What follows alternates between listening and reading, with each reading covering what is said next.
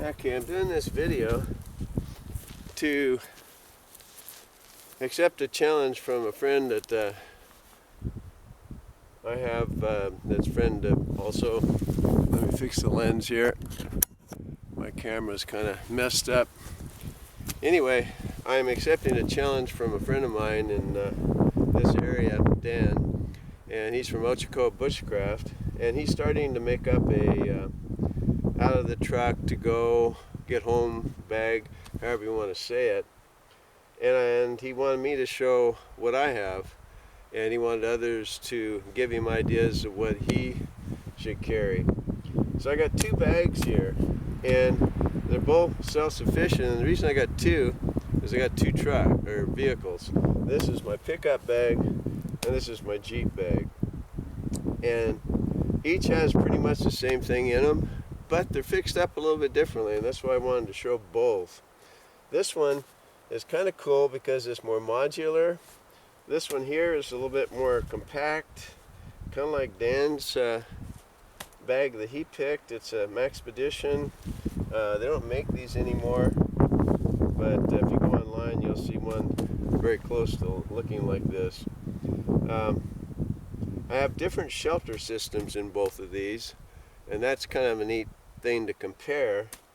And I also have some different cutting things in these, but basically they're the same. You're not going to get a huge amount of difference from different people because you got to have certain things most people feel, and you know, like cooking, fire, first aid, cutting, shelter,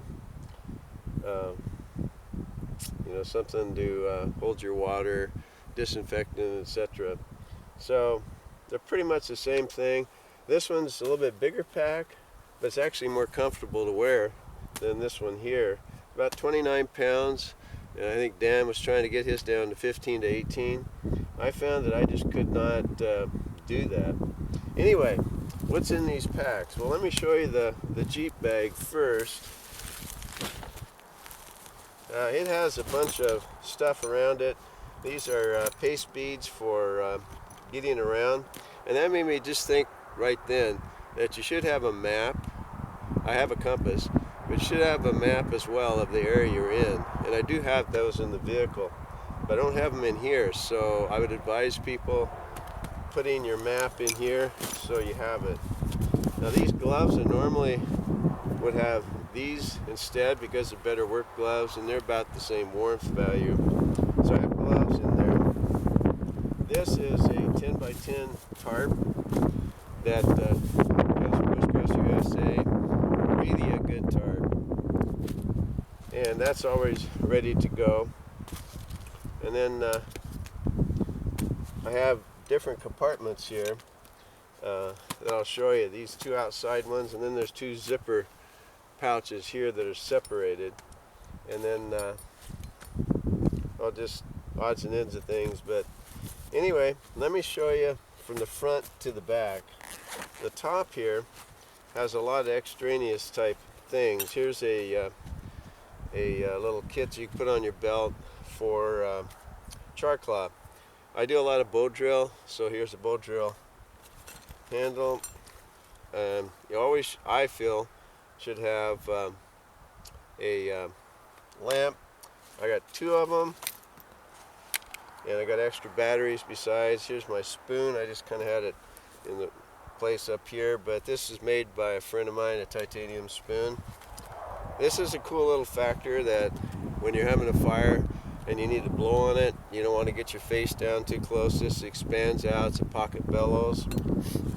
I know Dan loves his matches like I do. UCO matches, or any match that's big and will last a while and won't blow out, and if it does, it comes back on. Lighter, I got about two more of those, and a couple of clips for my gun that's down in here, and all important coffee extras right here. I got coffee inside here too, and a bottle opener. So that's what's in this part of the bag. I'm out here in the desert, and I'm not a place where I usually am at, but there's a lot of people out today, and they took my favorite place. So that's what it's in that. In this bottom one here,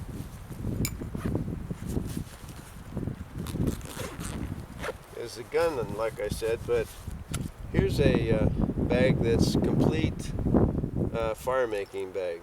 I got a lot of repetition for fire making, it seems like. And this is my cup. It's a kuksa that I carry. This one is the type where you can wash in soap and water. And my gun and my writing pad.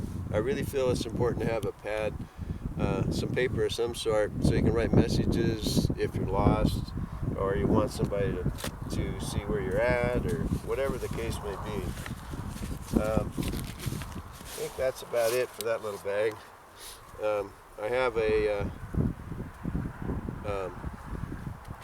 stocking type cap, except it's real thin, and I usually sleep in that. Keeps you warm on your head. Okay, then the middle pouch is a shemagh. I like shemaghs because you can do different things with them. You can lay them out like here and put stuff on. You can put them around your neck, is where I usually have them to keep warm. And then what I'm going to tell you more about in that bag is that if you have bags inside of the bag and you label them, you know exactly what's inside of them.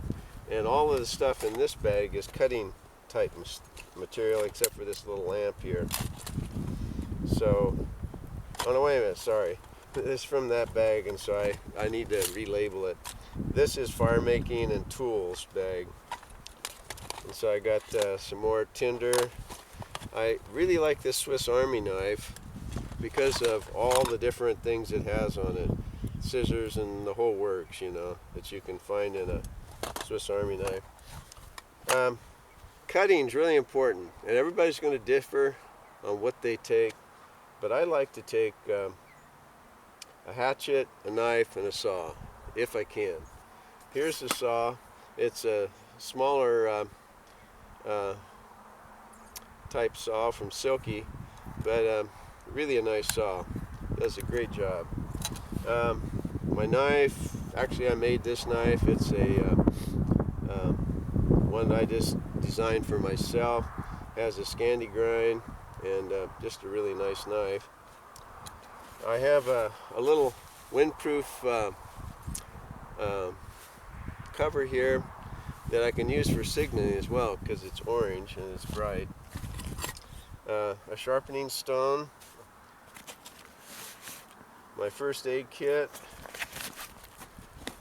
and then everybody's going to have something different, but you want some kind of a pot to cook in, I feel, and to boil water or whatnot, you know. So I got this little guy, Stanley, and so what's neat about these is that you can not only put odds and ends in it, but I got my stove in it as well. The little dinky stove. I got flashlights, I got a spoon, I got another sharpening stone, diamond stone, and then I got a pen to write with, of course, I showed you that before. And then I got a bunch of coffee. I got way too much coffee in here right now. And then I got the little MSR stove that I put in here. And then, of course, I have to have the fuel that's in another bag there. But anyway, I like something like this where you can nestle stuff inside of it so that you don't have to waste room. I'll play around with that later, so I won't take up your time. So that's that slot there. The next slot and the last one is Mountain House meal, a small hatchet, Grand Forest books, some more first aid material, my life straw for filtering water, and I kind of go whole hog on lighting sometimes. Some of the lighters don't work, and I like these, and they fit in pretty nice. Sugar, because I like sugar with my coffee. And these are two tins of Tinder, I found out that a few times this last winter I've slacked on the timber and really got hurt by it. This is a space blanket, one of the better ones, not the big fancy ones though. Here's my fuel for the stove, my water, which isn't very much, but that depends on if I have some more around and I want to take some more, I could. Then I got a lot of rope, 550 cord. I got a bag here. One of the challenges I had to do, I found that I had to go get water from the creek all the time and had to boil it, you know, and get it so I could drink it. And I didn't have anything but a gallon bag. This one's really nice. It's made to do that, and then you got handles to hold on to it with. So this is a good bag to put water in or whatever you want, the Sea to Summit bag. I carry newspaper with me. I'm a bushcrafter, primitive skills teacher, but you know, sometimes you need to use newspaper to get the fire going. Some wipes, another part of the first aid kit, and then this little guy. One time I had to do a challenge where this is all I had for 24 hours, and so I put a bunch of stuff in it. Now it has different things in it, but valuable things, like two of these little guys. One has a pliers and one has a pair of scissors, bunch of extra batteries, sewing stuff, some matches, duct tape. I feel is really important. I put it around a piece of wood, a spoon that has a bottle opener and some different wrenches that you can use, fire steel, a striker for your fire steel, a flashlight, and this is something cool a lot of people don't do. This bead glows in the dark, so if you're out with your flashlight and you drop it and it's not on, you can see where your flashlight is, where it fell. Some little tabs for getting the fire going. I got a small thermometer and a compass. A striker for flint and steel. Like I said, extra batteries to make sure whatever type of flashlight or headlamp you have, you need to have extra batteries for it. So that's all in a little thing that I put back here in the back of the bag that I'm able to keep out of the way. And I got more fire making stuff in this bag, in here, there, and that's about it. I have a reflector type of foil that you can use for a number of things, for wind protection when you're cooking a meal. I have some more fire making stuff here, a few tabs and some lint, spoon for the bigger meals like your freeze-dried meals. One thing I would highly suggest, and Dan suggested, is to have some multiple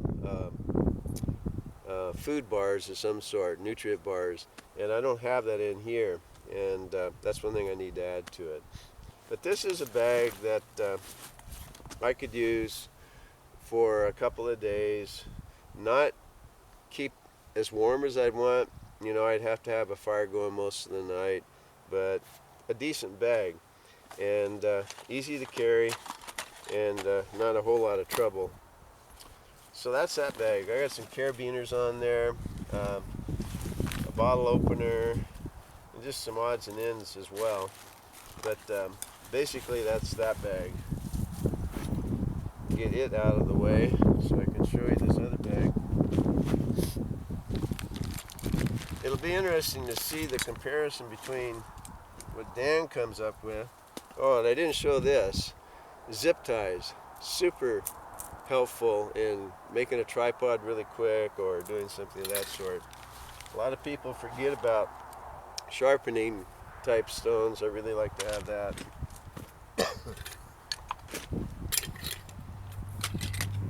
And I like these freeze-dried bags. Freeze-dried food, I mean. so I carry them a lot. But a couple things that are lacking in there are some more food and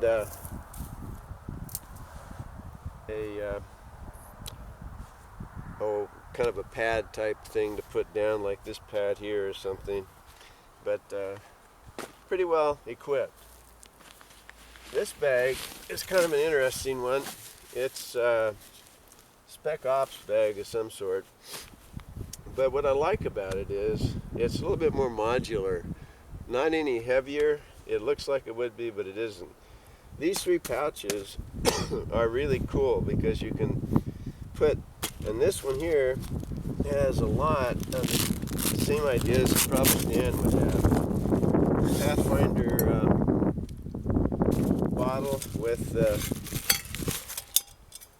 can nested into it so you can boil water in there, or you can boil water in that itself. These are really cool to stick in, and you can grab your bottle with, a steak or two, the lid for your pan, and then a lot of people forget this, and that's oil, and I don't have that in the other bag either. In case you want to fry something up or want to just not burn something, you got oil with you. So that's that little pouch, and I consider it the water and the cooking one. Here is the pouch that I have my rain fly, what do you call it? Anyway, you put it over your raincoat type fly, and you can use it as a shelter as well. And that's one thing that this one has a little bit less of. I have a better tarp in the other one. And then this one is a stove, and I have bank line. I really like bank line for tying stuff. It's a little sticky, and so it sticks to things better. One thing I didn't have in that other bag is insect repellent. I kind of put those type of things in according to the season. Right now mosquitoes are out, so I should have that in there. Another MSR stove with the bottle, and I got candles, birthday candles in this. A lot of people will use them to kind of keep a fire going until they get a sustainable one. But I like this bag just because of these three pockets here being more modular, and you know, boom, boom, boom, right what you got in them. Sorry for the noise, I'm pretty close to the highway here. Okay, the bag itself,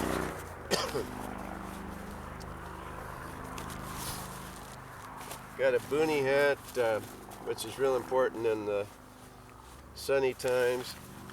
I got food in this one. I just know that there's food in this, and I do have some Mountain House meals. I have a big kuksa that I love to take. It's bigger than you need. Coffee, sugar, spoons, and two nutrient bars. So I have a little bit more food in this one than the other one. This is one of those space blankets that aren't the best, but they'll work. Gloves, I'd have work gloves instead of that. Headlamp, a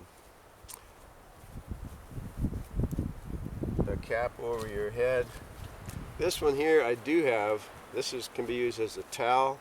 It's really soft, and you can spread it out to lay your stuff on, like right now. A contractor's bag that you can use for multiple purposes, for a poncho that I have in this middle one here, I can't think of the name of, but you can use it to put stuff in, carry things, put leaves in and make it for a pillow or whatever. This bag here has toilet paper, a Lucy light. I don't know if you're familiar with them, but they're solar lights and they pack down really well. This has the more advanced water filter, can't think of the name right now, but not important. You guys can keep your own stuff. This is the water filter here that I've used quite a bit. Okay, then on this bag it says medicine and cleaning. So you're going to have wipes, you're going to have first aid material, and things like that in it.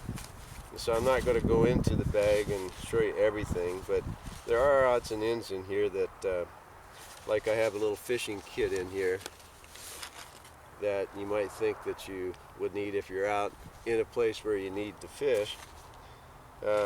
Just odds and ends of things that you would have for cleaning the medicine. This bag is my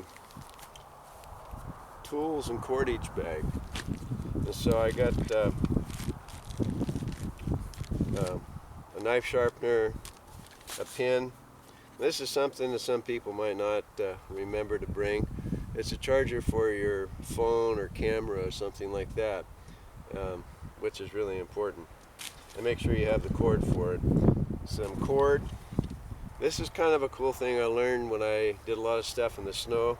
If you have uneven surface, you can put that down, put your stove or pan on it, and it's more level that way. A bunch of cordage and a sharpener. I always have multiple flashlights, and notice I have one of these beads again that shines in the dark. A multi-tool. Here's something that maybe some people wouldn't have, and depends on what situation you're in, whether you want people to find you or not. But this is a reflector, and it's also a sighting mirror that you can sight with when you're trying to find your way. This reflects in the dark, and this shines when the sun is out, so you can get reflection going. Bunch of cord. This is really important, I think, if you're out in the woods or any place where you're not sure of where you're at, is to mark the trail that you're going on. This stuff breaks really easily, and you can tie it around a limb. So that's something that maybe people don't have in their bag that I do. A compass. This is a hook that glows in the dark. Cool thing to have. Another pin, a pot grabber, which I really don't need with that one. Some safety pins, some more batteries, a striker, a couple little carabiners are really nice with a stretch cord on them.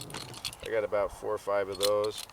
So that's what's in that bag. I better put the stuff back in, or I'm going to have things all over the place here.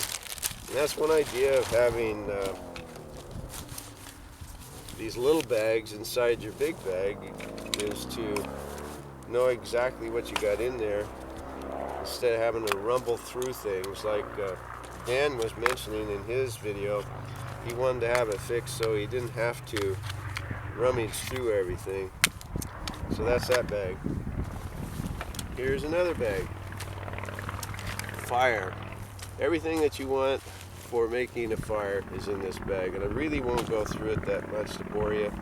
You know what type of things, but I emphasize tinder a lot because I've lacked that in wet and cold type places, snow. So that's my fire bag. Here's my saw, like I want a saw and a hatchet and a knife. This is kind of a mediocre saw. I don't like it as well as the Silky, but it works. And then my knife is a little bit bigger knife. I didn't make this one, but it's about 5/32 or bigger for its thickness. A good 5-inch blade, high scandy ground, good hefty one that you can do delicate stuff on the end, but also chop with it if you need to. That's that pocket right there. And then I have one of these larger shelter type of tarps that you can have. Got some newspaper, like I said, some really bright color of paper that you can write on or signal with to let people know where you're at. some wipes, a writing book, field notes, earplugs, and birch bark. So that's about it. My hatchet I left in the Jeep, but it attaches to the side right here, so I do have a hatchet with it. So that's the two type of bags, both around 29 to 30 pounds, which might be too much for people, but I like to have enough stuff instead of being so bare necessities that it's miserable out. So that's kind of my idea. There's going to be 1,000 other people that are going to have variances of this, but you know, you got to have all of these things, and then some of these little extras are up to you. But food-wise, I'm a little short here, and I need to add that. I haven't went through these bags, by the way, in a while, so I'm looking at them kind of for the first time here in a while. This one I've been into more, but the green one I haven't been. Anyway, that's what I have for the to-go bags.